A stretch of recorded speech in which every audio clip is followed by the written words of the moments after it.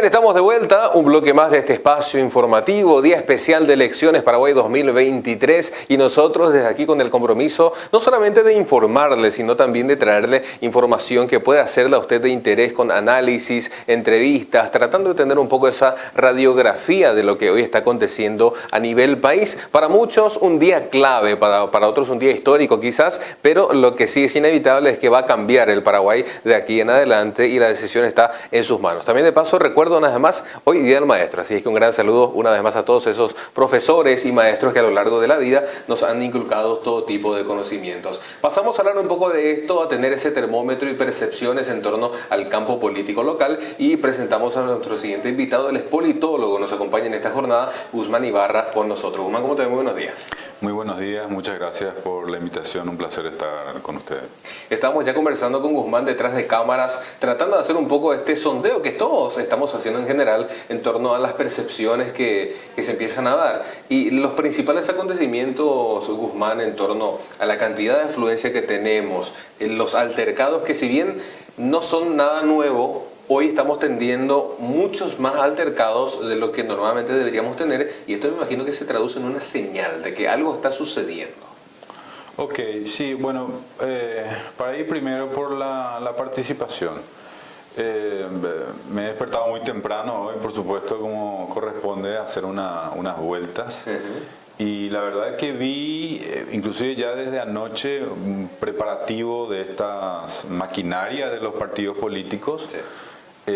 Y eso en las primeras horas de la mañana se ha marcado. De hecho, a mí me ha tocado votar bien temprano y pude observar estas largas filas que inclusive ahora viniendo al canal vi que se permanecían en diferentes colegios. Eso nos habla claramente de que hay una buena participación. Hay que ver si eso se mantiene durante todo el día y si podemos estar en el promedio, digamos que son más o menos entre el 60 y 70% ha sido el histórico paraguayo, o inclusive ir un poco más arriba, que ya sería una cuestión excepcional. Sí me ha llamado la atención, y esto es bastante similar a lo que pasó en las internas. Nosotros estamos ahora con el nuevo sistema, con esta modificación al sistema electoral que hace que existan candidatos que prácticamente tienen su propia campaña, candidato al Senado, candidato a diputado, todo esto por el voto preferente. Y probablemente eso haya hecho que exista una cantidad mayor de equipos trabajando ese día hoy en el terreno.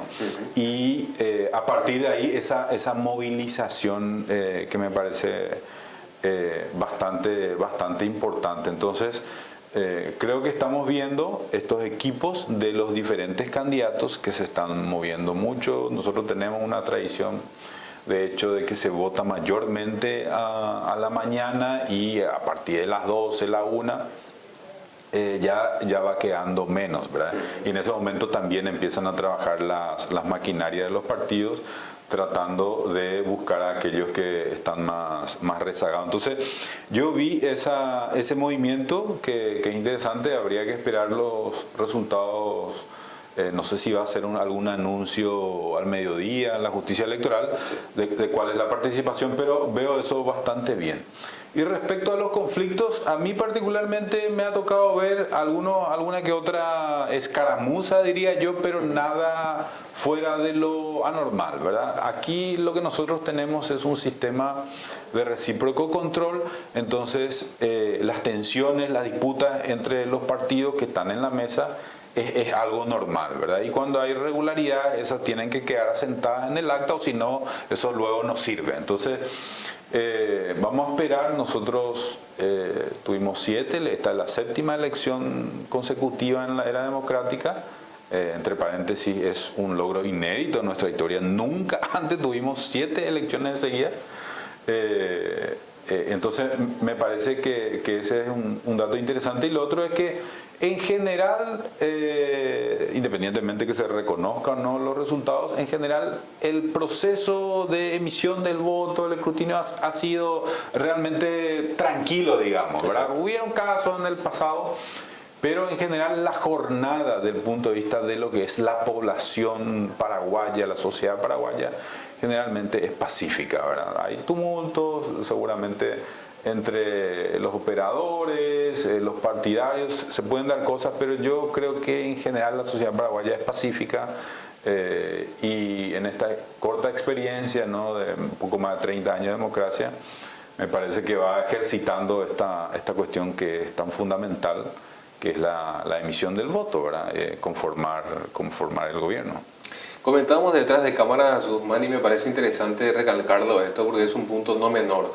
La participación y en qué hora se concentran. Entonces define todo pasando el mediodía y luego ya queda un pequeño remanente de ciudadanos que va a votar, digamos, por la simple idiosincrasia del paraguayo que deja a última hora o porque está, digamos, sondeando en redes sociales a ver cuál es el candidato de preferencia porque no tiene definitivamente un candidato fuerte por el cual votar y ese es un remanente no mayor.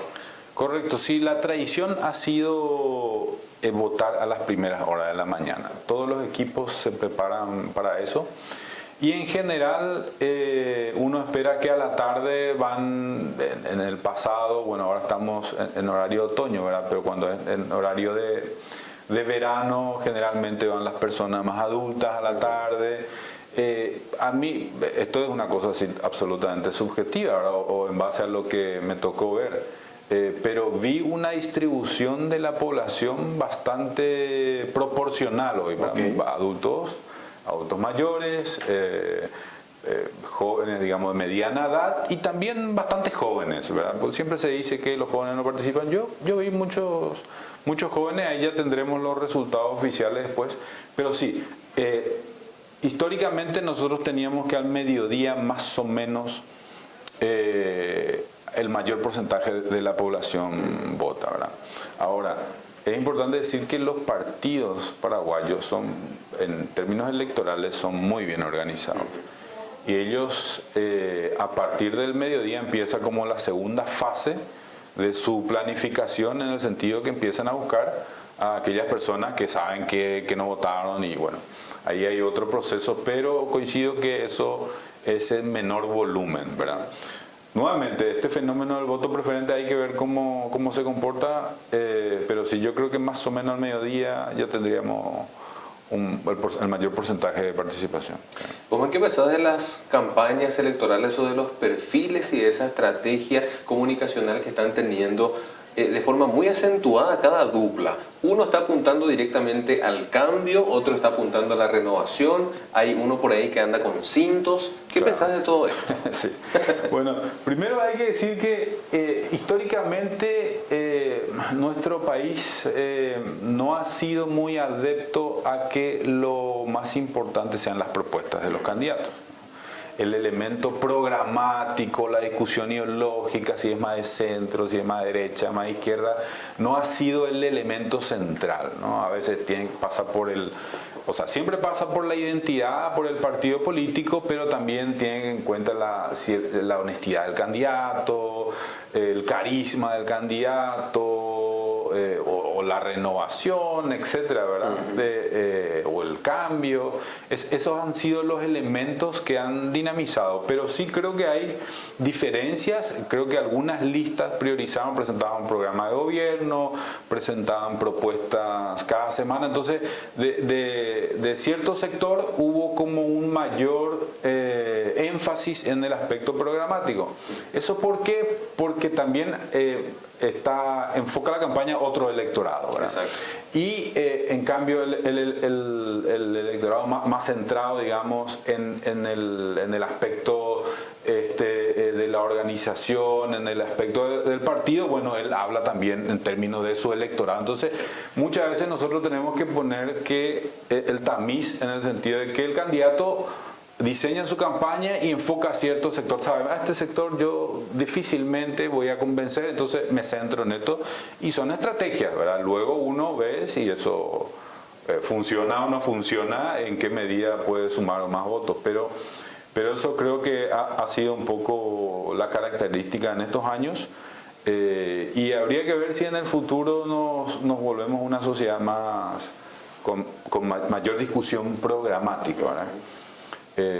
Yo recuerdo digo, por textos, por diarios que he leído del pasado, que incluso en elecciones anteriores, las primeras elecciones de la década del 90, los candidatos solían presentar sus programas de gobierno. Eran textos, eran libros, se discutía un poco más. Creo que eso, que si bien nunca fue como el elemento más importante, existía en mayor medida que ahora, y ojalá transitemos hacia una democracia un poco más centrada en las propuestas de los candidatos, ¿no? en la ideología de los candidatos. Me parece que eso es fundamental, ¿verdad?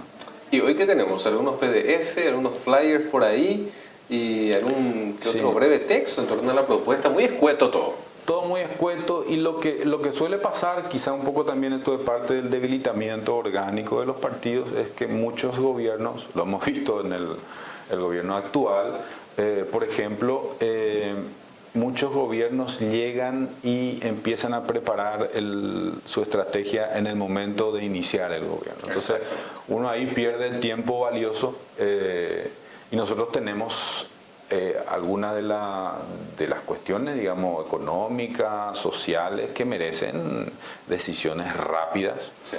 Entonces me parece que un gobierno tiene que tener bien claras cuáles van a ser sus prioridades, y apenas terminan las elecciones no hay casi momento de festejar, hay que empezar a construir, que este es el otro gran elemento, porque a veces nosotros nos centramos solo en el análisis de la presidencia, pero ojo que en Paraguay, por el sistema, por el presidencialismo atenuado que nosotros tenemos, el Congreso tiene muchísimo poder. Entonces la integración del Congreso, cómo se forman esas mayorías, va a ser sumamente fundamental. Y un presidente, conocemos la historia aquí de los presidentes sin mayoría parlamentaria, es bastante complejo implementar. Si es que tuviera programa, digamos, si tuviera un proyecto, es muy difícil hacer pasar el Congreso. Entonces yo creo que ese es el otro tema: qué tipo de Congreso vamos a tener. Y bueno, eso va a definir mucho, ¿verdad? Vamos a decir, como algunas predicciones estaban hablando de un Congreso más bicolor. Entonces, bueno, eso tiene también sus efectos en términos de cómo se van a construir las mayorías. Es interesante, porque justamente uno de los candidatos proponía esto, ¿verdad? Un gobierno parlamentario paritario, totalmente distribuido, con representación masiva de todos los colores, y hacía énfasis en que también va a estar integrado por colorados. Sí. Entonces decían tácitamente, ¿es esto viable o no? Bueno, sí, ha sido la historia, digamos. Nosotros llegamos a tener gobiernos de unidad nacional luego de situaciones de crisis, la de marzo del 99, por ejemplo. Posteriormente salió un gobierno de unidad nacional que fue problemático, pero sí tuvimos experiencia. El gobierno y gobierno, tanto cuando gobernó Lugo como cuando gobernó el Partido Colorado, hubieron ministerios que eran o no colorados, muy cuestionados, digamos, pero también durante el gobierno de Lugo hubieron algunos ministros que provenían o tenían alguna extracción. Entonces no va a ser nada raro eso dentro de lo que es el gabinete, que también es un elemento muy importante. Cuáles son las personas que se designan, porque eso le da tranquilidad. Cuando uno ya sabe quién va a ser el ministro de Hacienda, eso tiene un enfoque, digamos, un mensaje hacia los mercados, Ministerio de Agricultura, Educación, etc.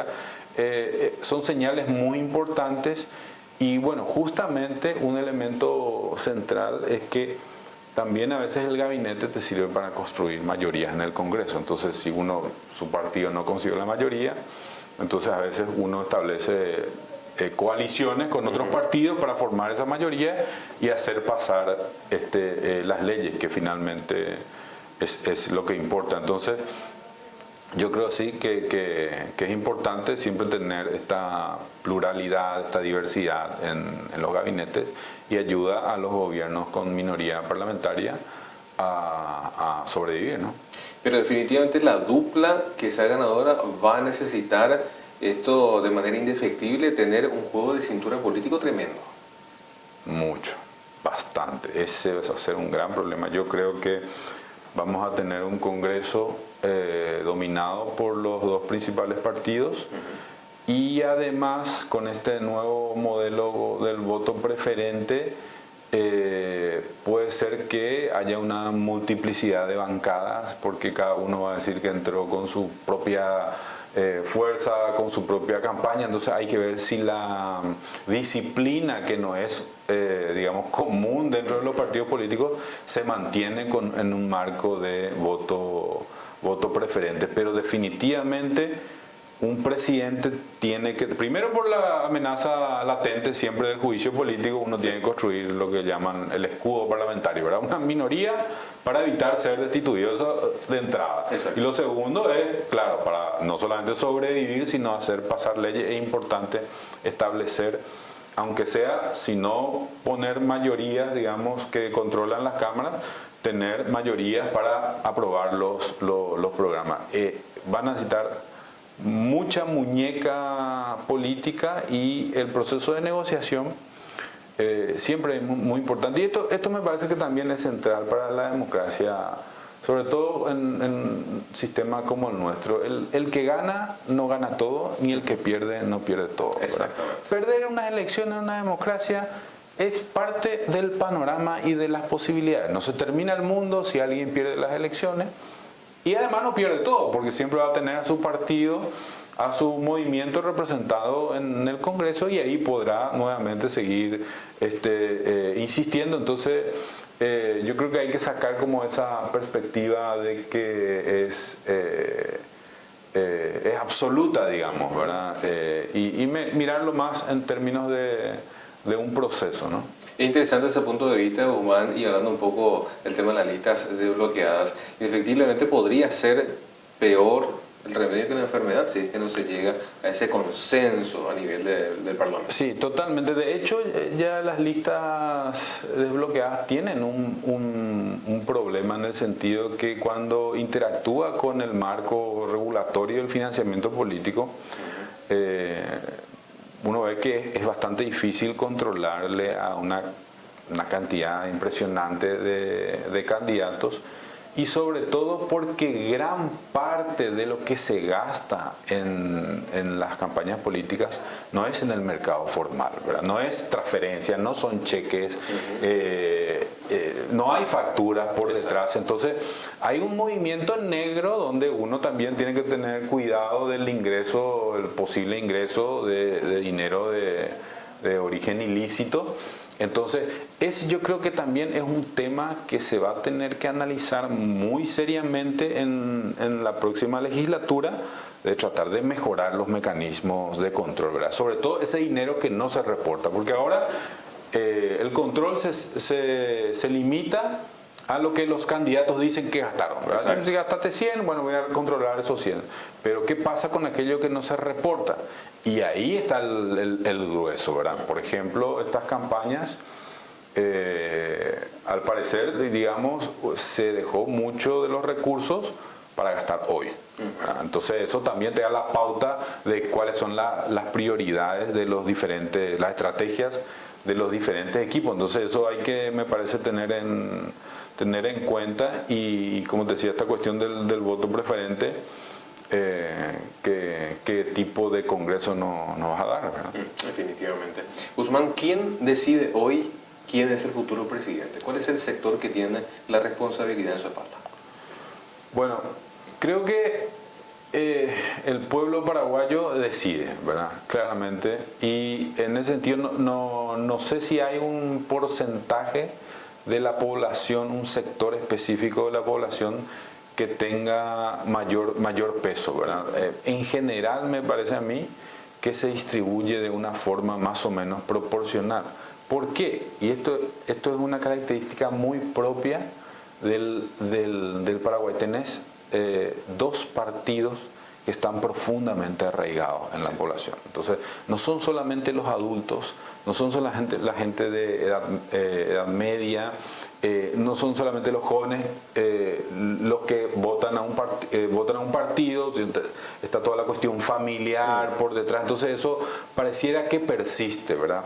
Yo no veo todavía en Paraguay un fenómeno como se vio, por ejemplo, en Chile, donde claramente el presidente, que además es un presidente súper joven, los jóvenes votaron en mayor cantidad por un... Y definieron, bueno, no solamente eso, pero en gran medida, digamos, se inclinaron la balanza, digamos, hacia un lado. Yo no sé si el sector, si hay un sector de la población paraguaya que incline la balanza, en el sentido de que veo que está como distribuida de forma más proporcional.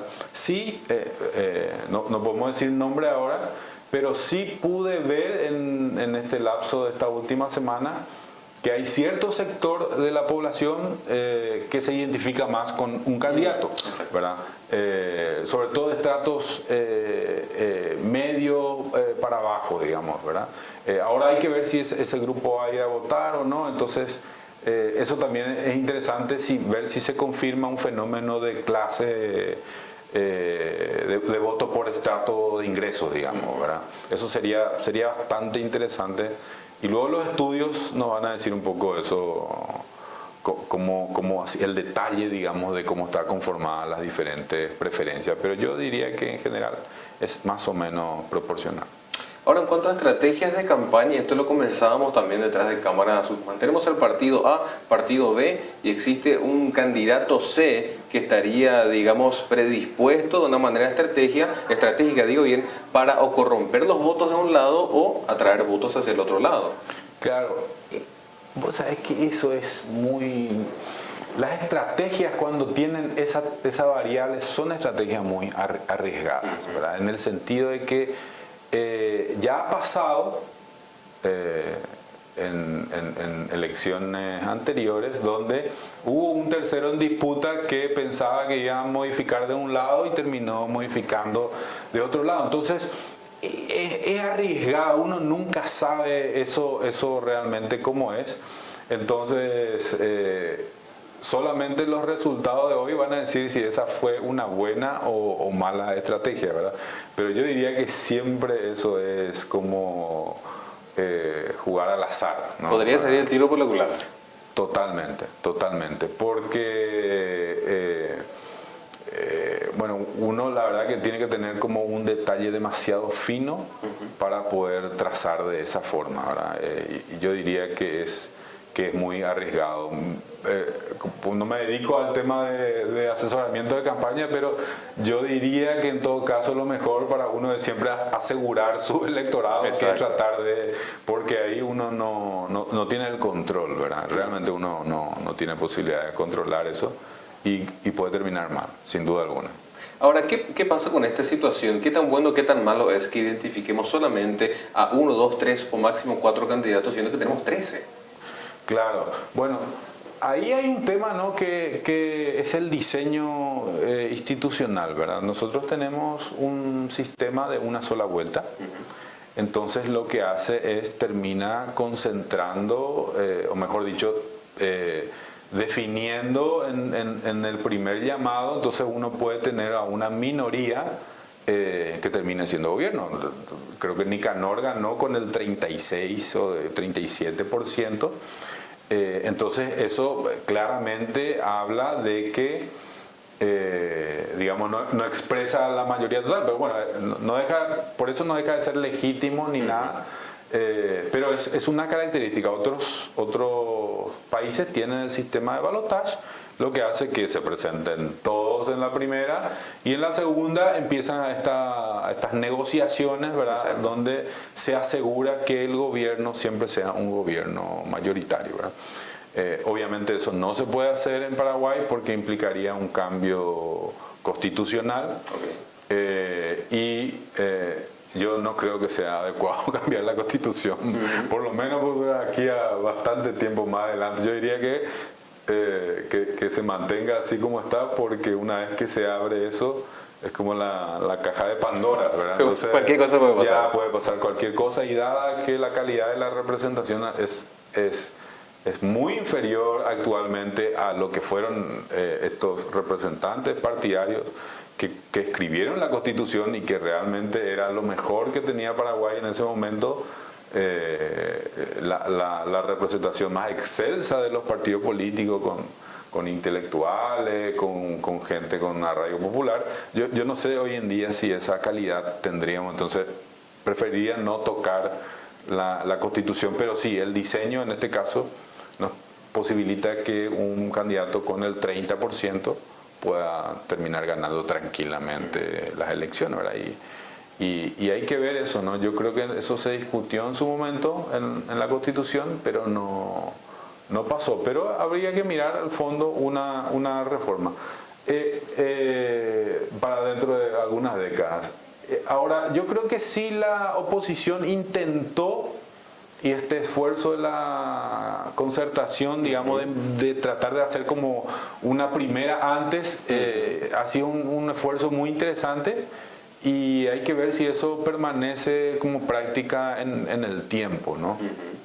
Y yo creo que esa también es una forma de ordenar el electorado, ¿verdad? Pero ya es un primer paso importantísimo. Yo creo que es un paso muy interesante, y sobre todo esto que tiene que ver con la posibilidad de acordar, de consensuar, inclusive con una diversidad, digamos, variopinta, de partido. Bueno, yo creo que eso es parte de la democracia. La democracia son acuerdos, o sea, uno no puede conseguir el 100% de las cosas, tiene que ceder algo, es la única forma de poder construir, digamos, acuerdos mayoritarios. Entonces, uno termina cediendo. A mí me parece que está muy bien esa experiencia y ojalá continúe, porque además también ordena al electorado, ¿no? La fragmentación yo creo que es complicada, y en el Congreso me parece que, a pesar de que también se hicieron esfuerzos,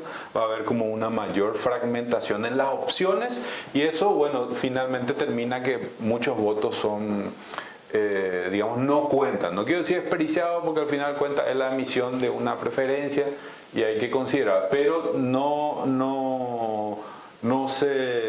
valen cargos, digamos. Exacto. ¿Verdad? Entonces quedan como al margen por esta incapacidad de establecer acuerdos más amplios y evitar que esos votos no sumen candidaturas, ¿verdad? No suman representantes.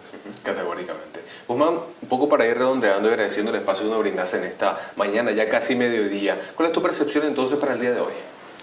Bueno, yo espero que por toda esta dinámica que vimos en las internas, que nuevamente se pudo ver esta mañana, que la participación llegue por lo menos al promedio de estas 7 elecciones, ¿verdad? Que sería entre el 60-70%. Entonces, y ojalá eso pueda subir, fantástico, ¿verdad? Sería muy importante. Lo segundo que me parece es tratar de que el proceso siga como siempre ha sido, de una forma normal. Tratar de que si existen irregularidades, esas irregularidades sean denunciadas y que las denuncias sean procesadas, porque una de las cosas que nosotros tenemos es que hay denuncias, pero no pasa nada, no se castiga. Entonces, bueno, esto no se puede cortar, ¿verdad? Y lo tercero que quería decir es la importancia del reconocimiento de los resultados, ¿verdad? Yo creo que en una democracia es muy importante que los candidatos reconozcan, ¿verdad? Que confíen, por supuesto, en sus propias capacidades de control, pero sobre todo en la institución que está a cargo, y que en el momento que consideren propicio, ¿verdad? Pero ojalá que sea en un momento, digamos, no muy alejado, reconozcan los resultados. Es fundamental para la democracia el reconocimiento de los resultados. Entonces yo creo que eso es un elemento. Y lo último, diría, como empezamos hoy, pero para mí es importante en términos de la historia, ¿no? Hasta 1989, 93 para algunos, vivimos en gobiernos autoritarios, o gobiernos que no han tenido en en la soberanía popular su base. Y hemos transitado 3 décadas de democracia, que es un espacio inédito, ¿verdad? Y me parece que eso, con mucha falencia, pero bueno, esta es la democracia que nosotros supimos construir, ¿verdad? Sí. Siempre tenemos que mejorar la democracia, pero esto es lo que tenemos y creo que hay que cuidar y hay que seguir dándole una chance, ¿no? al sistema. Y bueno, por último, hay muchas medidas urgentes que se tienen que tomar, el próximo gobierno, tanto en el plano económico, con el plano social, la cuestión impositiva, etcétera. Pero yo me quiero centrar en el aspecto de la reforma política. Yo creo que es momento, luego de 3 décadas, de mirar toda esta cuestión del sistema electoral, del financiamiento político, el voto preferente, cómo ha funcionado y evaluar si ahí hay que hacer algunos ajustes, porque esta presencia cada vez más fuerte del financiamiento ilícito o de recursos me parece que puede agravarse, ¿no? Entonces yo consideraría revisar todo el marco, digamos, normativo y el propio sistema electoral para tener elecciones que sean cada vez más competitivas y transparentes, ¿no? Importante y clave punto de vista el que nos da Guzmán realmente, y nos quedamos con esas palabras y más que nada agradecerte por tu tiempo, desearte muchos éxitos y como yo siempre lo digo, esperando que no sea la última entrevista. No, por supuesto que no, vamos a estar aquí todavía esta semana y la próxima, así que con mucho gusto cuando nos llamen estaremos aquí. Excelente, muchísimas gracias. Bien, con esto, momento de hacer una pequeña pausa, pero usted no se desprenda. A la vuelta seguimos compartiendo mucho más aquí por las pantallas de 510 Televisión.